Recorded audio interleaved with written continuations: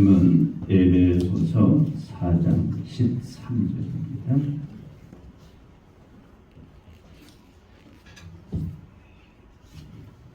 우리 한 목소리로 같이 읽겠습니다. 13절. 우리가 다 하나님의 아들을 믿는 것과 아는 일에 하나가 되어 온전한 사람을 이루어 그리스도의 장성한 분량이 충만한 데까지 이르리니. 아멘.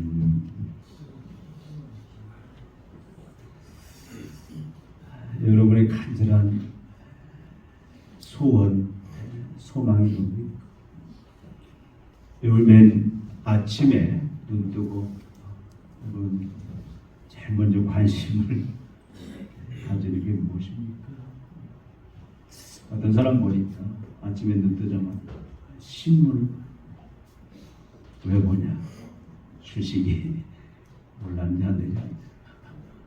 천국과 지옥이 왔다 갔다. 우리의 간절한 소망이 뭐냐? 부자 되는 거냐? 집 사는 거냐? 또 건강이냐? 물론 다 필요한 거냐? 근데 우리가 하나님의 자녀로서 주님의 몸된 교회로서 가장 우리가 사모하고 완전히 소망해야 될 것이 무엇인지 본문이 계속 우리들에게 말씀을 해주고 있습니다. 우리가 계속 살펴본 대로 주님은 그리스도의 대속의 죽음과 부활의 그 은혜로 예수 그리스도의 몸된 교회를 지금 현재 이 땅에 계속 세워 나가고 계십니다.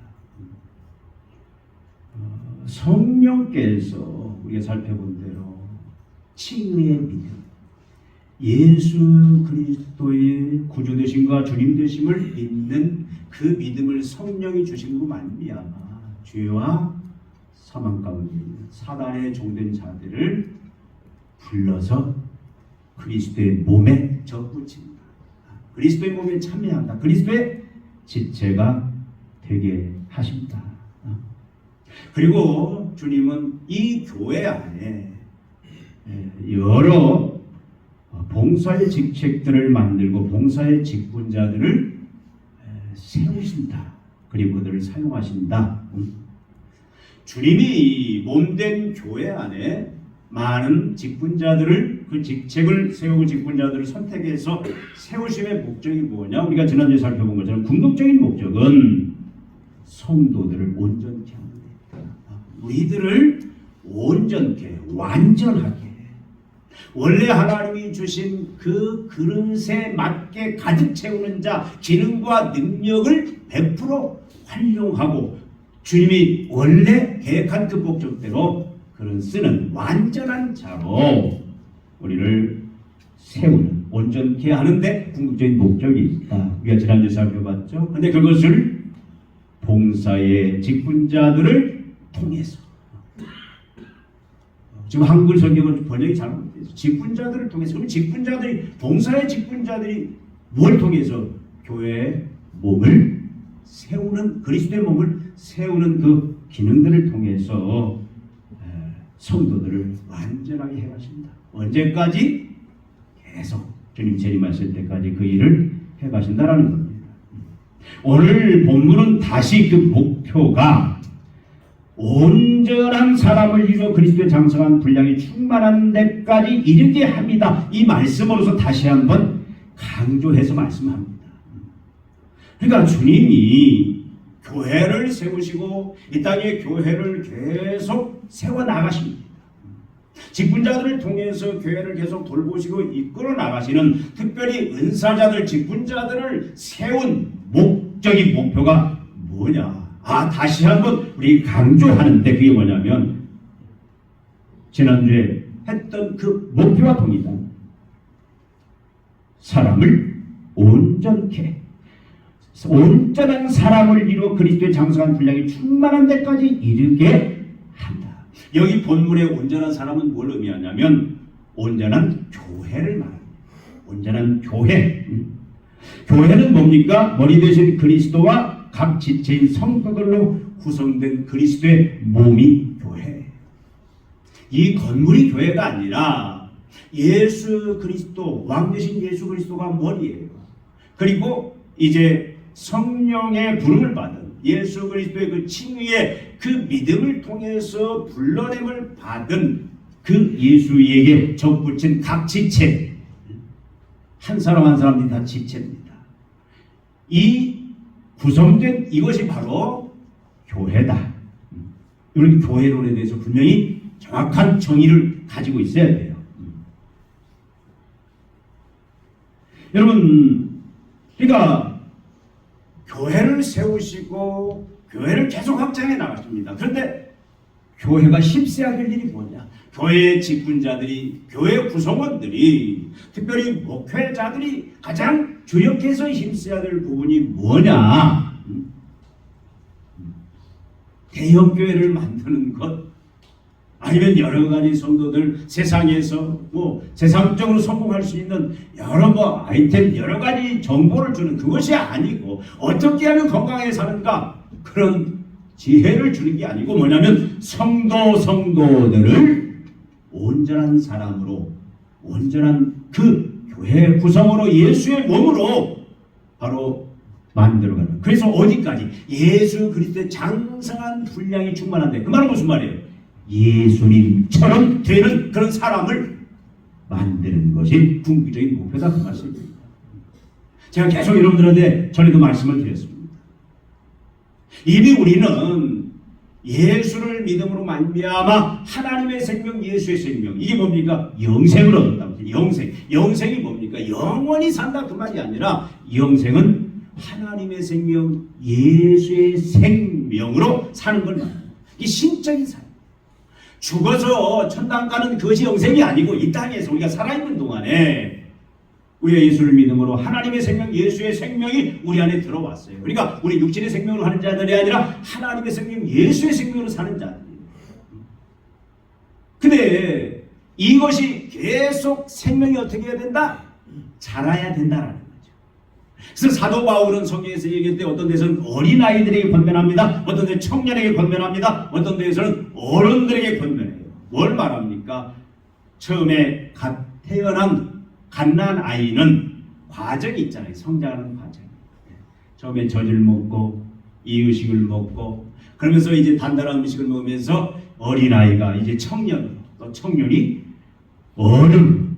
그래서 사회 한 구성원으로서 자기의 그 최대한의 그 능력치, 그 능력에 이르러서 훌륭한 그 사회 구성원의 역할을 감당하는 온전한 자로 세워지듯이, 하나님의 자녀들은 누구든 막 태어나면 그 나이에 상관없다고 그랬죠. 사회에서 어떤 직분을 가지고 있느냐 상관없다고 그랬어요. 나이가 많든 적든 이제 성령의 부르심을 통해서 예수 그리스도를 영접하고 주님의 그 몸에 참여한 성도 교회된 자는 다 갓난 아이예요. 그럼 주님은 그때부터 어떻게 합니까? 그리스도의 몸에 참여한 그 순간부터 어떻게 하는 거예요? 계속 성장해서 어디까지? 그 예수의 생명, 하나님의 생명을 온전히 마음껏 쓸 수 있는, 그래서 하나님 같은 삶, 예수님 같은 삶, 그런 신적인 삶, 부족함이 없는 삶을 사는 그런 존재로 만들어가는 것이, 그것이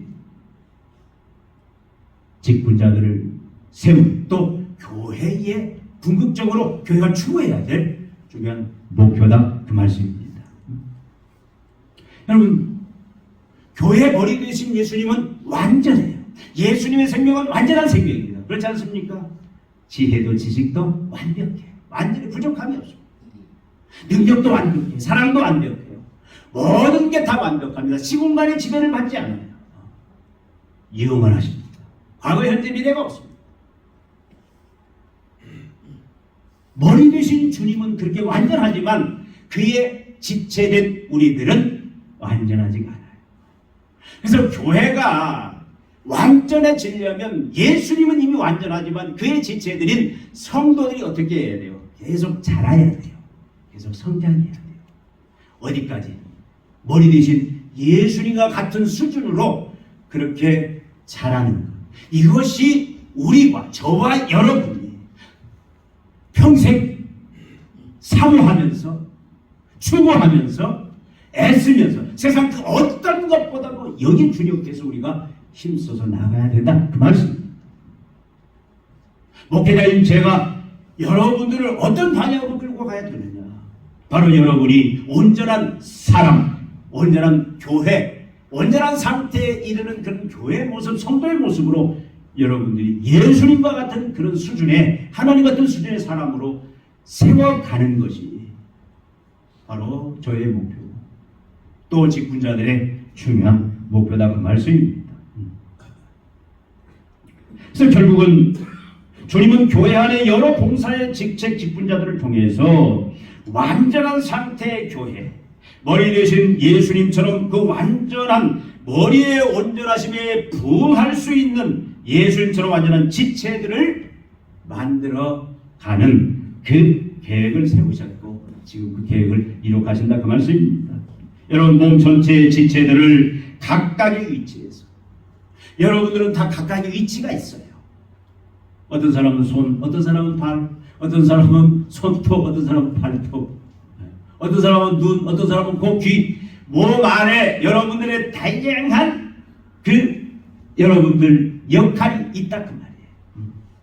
어떤 위치든 우리를 주님이 세우신 그 위치에서 완전한 머리처럼, 완전한 예수님처럼 우리도 완전한 지체들로, 완전한 손, 완전한 코, 완전한 발, 모든 기능과 능력을 100% 발휘할 수 있는 그런 완전한 지체들을 우리가 성숙해야 돼요. 발전시켜야 돼요. 그래서 온 몸이 완전한 상태, 각 지체들이 한 몸이 결함이 없는, 부족함이 없는 그런 완전한 생명체로 만들어가야 된다 그 말입니다. 여러분, 과일 농사 짓는 사람들은 과일 최상품 만들기 위해서 최선을 다합니다. 저도 과거에 복숭아 농사를 좀 지어봤어요. 여름이면서는 참 힘든 시간이었어요. 그 복숭아를 열심히 겨울에 전지하고 또 뭐 꽃 피면 또 솎아내고 또 싸주고 농약하고 뭐 여러 과정들을 통해서 그 최상품의 최극상품의 복숭아, 아니면 뭐 배농사는 배, 사과든 극상품의 그 과일은 뭘로 판단하냐? 가장 큰 게 뭐냐면 크기예요. 크기가. 그 다음에 색깔, 그 다음에 모양, 더 나아가서 이제는 맛이겠죠?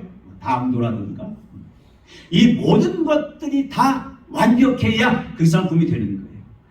크기도 참 좋습니다. 모양도 좋아요. 색깔도 좋아요. 근데 여러분, 그 안에 기스가 났다. 죄송합니다. 자꾸 기스 이런 말씀. 상처가 났다. 그리고 그건 극상품이 아니에요. 그것은 한품이 되는 거예요. 상품이 될 수가 없어요. 전에는 우리 목회자들이 어떤 모임이 있었는데 영덕 대게를 싸게 실컷 배 터지게 먹은 적이 있어요. 영덕 대게가 비싸요. 그런데 어떤 게가 싸냐? 다리 하나가 떨어졌다든가 눈이 하나 빠졌다든가 그것은 따로 팔아요. 그래서 전화하면 거기서 쪄서 고속버스로 실어 보내면 터미널 가서 그걸 찾아다가 배 터지게 뭔가 하나가 상처가 있고 결함이 있으면 그건 완전하다고 말할 수가 없는 거예요. 주님의 목표라는 것은 우리 여기 있는 우리 모두를 다, 여기 있는 모든 지체들을 예수님과 같이 그렇게 완전한 생명체로 각기 위치에서 자기 역할을 최대한 기능과 역할을 100% 감당할 수 있는 그런 온전한 자들로, 예수님과 같은 그런 자들로 성장시키고 성숙시켜서 우리 전체가 다 우리는 한 몸이잖아요. 우리는 한 몸. 생명의 유기체입니다. 전체가 다 성숙한 그런 그리스도의 몸으로 우리 나아가야 된다. 이걸 위해서 우리는 어떻게 합니까? 사모하고 기도하고 같이 협력하고 끌어가면서 우리는 마지막까지 달려가야 된다 그 말씀입니다. 근데 여러분, 그러나 이게 결코 쉽지가 않다. 여러분 개개인을 볼 때에 여러분은 어떤 모습입니까? 여러분 온전한 모습입니까? 성숙한 모습입니까? 예수 그리스도를 닮은 모습입니까? 사실 굉장히 이것은 어려워요. 아직도 우리의 육신이 죄의 지배를 받기 때문에 여전히 우리 마음속에는 육신의 뭡니까? 육신의 정욕, 안목의 정욕, 이생의 자랑, 그 죄악의 정욕들이 여전히 우리 안에 같이 공존하고 있다 그 말씀이에요. 사단이 끊임없이 우리를 유혹합니다. 거룩하게 살지 못합니다. 세상이 호락호락하지 않습니다. 세상은 완전 죄악의 구조잖아요. 그럼에도 불구하고 우리는 모든 교회는 모든 성도는 이것을 최우선 목표, 이것이 궁극적인 목적이다 정해놓고 달려가야 돼요. 끊임없이 간절히 소망하면서 끊임없이 추구하면서 힘쓰면서 도와주면서 같이 달려가야 된다. 오늘 본문은 이 목표를 위해서 달려가야 할 길, 방법들을 우리들에게 가르쳐주고 있습니다. 그것이 뭡니까? 우리가 읽어본 대로 그것은 하나님의 아들을 믿는 것과 아는 것에 하나가 되어야 된다. 우리가 어떻게 그리스도의 몸으로서 머리 되신 예수님처럼 우리가 완전해질 수 있냐? 완전한 그 한 몸, 완전한 그 최고의 예수님의 그 장성한 분량에까지 우리가 이런 온전한 그 몸이 될 수가 있느냐? 성경 어디를 봐도 다른 길, 다른 방식을 우리에게 제시하지 않습니다. 오늘 본문을 여러분들은 주의 깊게 봐야 돼요. 이것이 그 성숙에 이르는 아주 중요한 길이고 방법이기 때문에 그렇습니다. 하나님의 아들을 믿는 것과 아는 것에 우리가 다 하나가 되어야 된다. 이 말은 무슨 말입니까? 여러분 하나님의 아들을 믿는 것에 하나가 된다는 의미가 뭡니까? 우리가 성숙해지기 위해서는, 우리가 완전함에 이르기 위해서는 우리가 하나님의 아들을 믿는 믿음에 우리가 다 하나가 돼야 돼요. 하나님의 아들을 믿는 믿음은 무엇을 말합니까? 하나님의 아들을 믿는 믿음은 우리가 앞에서도 믿음이 하나라는 걸 살펴봤어요. 앞부분에서. 그 믿음은 뭡니까? 칭의에 이르는 믿음이에요. 우리가 어떻게 구원받습니까? 어떻게 죄사함을 받고 우리가 어떻게 의롭게 되고 어떻게 하나님과 올바른 관계, 그래서 하나님의 새 백성이 되는 그 은혜에 들어갑니까? 그건 믿음으로. 뭘 믿음으로? 예수를 믿음으로. 예수의 십자가에 죽으신가 그 부활의 공로를 믿음으로 우리는 의롭게 됩니다. 근데 여기 이 믿음은 뭐냐면 거기에서부터 이제 출발하는 거예요. 여기 하나님의 아들을 믿는 믿음은, 이 믿음은 어떤 믿음이냐? 하나님의 아들을 믿는 믿음. 이것은 하나님의 아들 예수의 인격을 믿는 믿음이에요. 나아가서 사역을 믿는 믿음입니다. 여러분 많이 들어보셨죠? 우리가 예수를 믿는다. 그래서 우리가 예수를 믿는 믿음이 우리가 다 하나, 유니티, 통일돼야 돼요. 우리 장로님 믿는 예수가 다르고 우리 지원이가 믿는 예수가 다르면 안 돼요. 다 하나 돼야 돼요. 우리가 믿는 예수, 하나님의 아들을 그 믿는 믿음이 하나야 되는데 그걸 구체로 하면 예수의 인격에 대한 믿음이에요. 예수님의 인격은 뭐냐면 예수님이 누구냐? 여러분 우리는 동일한 대답을 할 수 있습니다. 예수님이 누구냐 물을 때에 다르면 안 돼요. 다르면 뭐예요? 이단으로 누가 문제, 어떤 사람 이단일 수가 있다고. 예수님은 어떤 분입니까? 우리가 예수님을 이야기할 때 예수님은 완전한 하나님이요 완전한 사람입니다. 예수님은 신성을 가진 영원전에 삼위 하나님과 함께 하셨던 삼위일체의 하나님이셨어요. 인간이 아니었어요. 근데 그분이 바로 어떻게 했습니까? 육신을 입고 이 땅에 오셨는데 마리아를 통해서 성령으로 잉태되어 오셨는데 죄는 없으시지만 우리와 똑같은 분이에요. 하나도 다름이 없어요. 죄만 없을 뿐이지 우리와 똑같아요. 그래서 예수님을 이야기할 때 우리는 뭐라고 합니까? 예수님은 완전한 하나님이요 완전한 사람입니다. 완전한 하나님 육신을 취하셨는데 그것을 하나님이 아주 조화롭고 신비롭게 그것을 바로 신성과 인성이 통합되어 있다 그 말씀입니다. 이것을 인정해요. 하나님의 아들을 믿는 믿음이 하나다. 우리 다 같이 예수의 이 신성과 인성에 대해서 여러분 왜 예수님은 완전한 하나님의 완전한 사람이어야 되느냐? 이건 굉장히 중요한 부분이에요. 사람이 죄를 지었죠. 정령 죽으리라. 그러니까 모든 인간들은 아담의 후손은 다 죄인이고 죄값으로 사망, 심판, 저주를 받아야 돼요.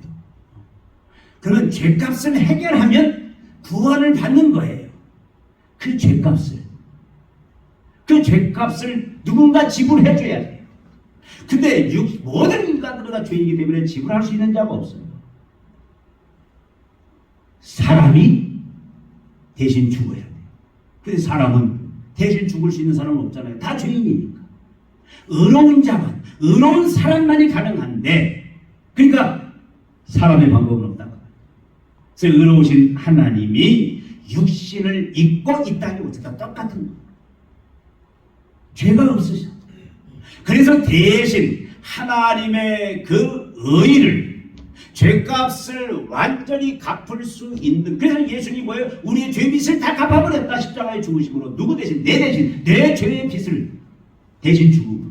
그래서 예수님은 완전한 하나님이고 완전한 사람이어야 돼요. 여러분 이 자격에서 제외된 그런 자격을 가진 들이 내가 구세주다, 내가 구원자다라고 말하는 것은 다 거짓말이에요. 다 사기꾼입니다. 석가모니도 그렇게 말하지 못했습니다.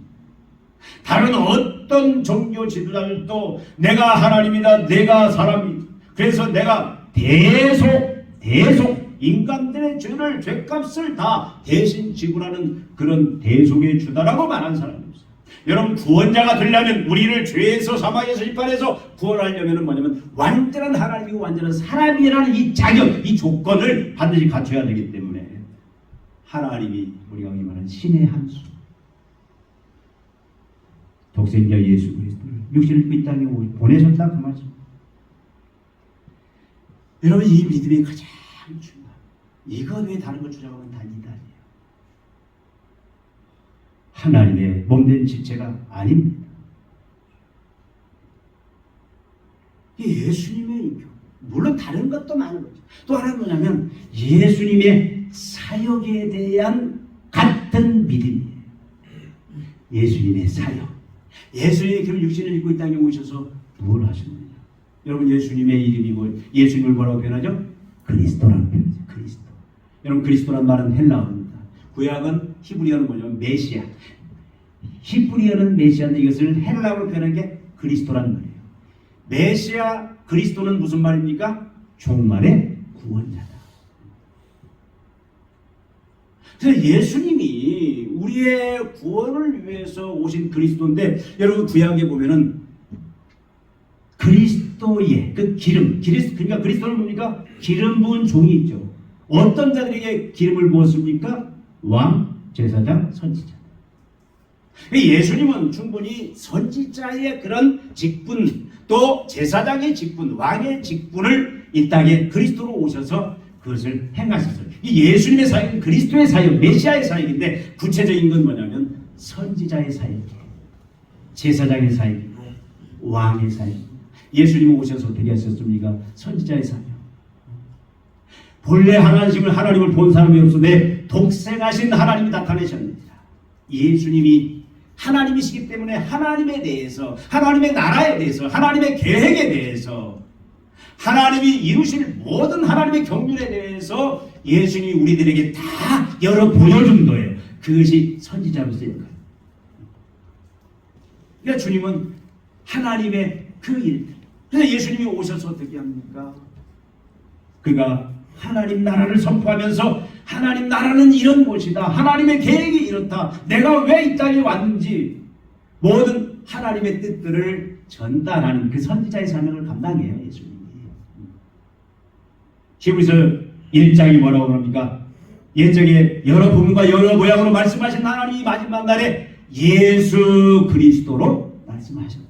그러니까 하나님의 모든 구체적인 경륜들, 계획들을 예수님이 다 나타내는 그 선지자로서의 그 사역. 그래서 우리는 예수님의 모든 말씀들을 어떻게, 이 모든 말씀은 누구의 말씀이다? 하나님의 말씀이다. 이건 진리의 말씀이다. 세상이 변하여도 절대 변치하지 않은 우리에게 구원을 주는 유일한 말씀, 우리를 하나님의 사람으로 온전케 만드는 말씀이다. 이것 외에는 진리의 말씀은 없다. 왜? 하나님이신 예수님이 오셔서 선지 사역을 통해서 먼저 계시를 하셨어요. 그분이. 그리고 어떻게 하셨습니까? 예수님이 제사장의 사역을 하셨잖아요. 자신이 친히 제물이 되었어요. 구약에는 1년에 한 번씩 대속죄일 때 양을, 희생 제물을, 인간의 죄를 전가시켜서 죄사함이 이루어집니다. 예수님이 단번에 희생 제물이 되어서 우리의 대속의 제물이 되어서 우리 죄를 다 담당하셨어요. 하나님이 우리의 모든 죄를 예수님께 다 담당시켜버렸어요. 죄 없으시니까. 그래서 우리가 다 죄사함 받아요. 그래서 예수님이 마지막 십자가에 죽으시면서 하신 말씀이 뭐였죠? 내가 다 이루었다. 죄의 빚을 다 갚아버렸다. 그러니까 우리는 죄인이 더 이상 아니고 우리는 의롭게 되었고 하나님의 자녀가 되었다라는 겁니다.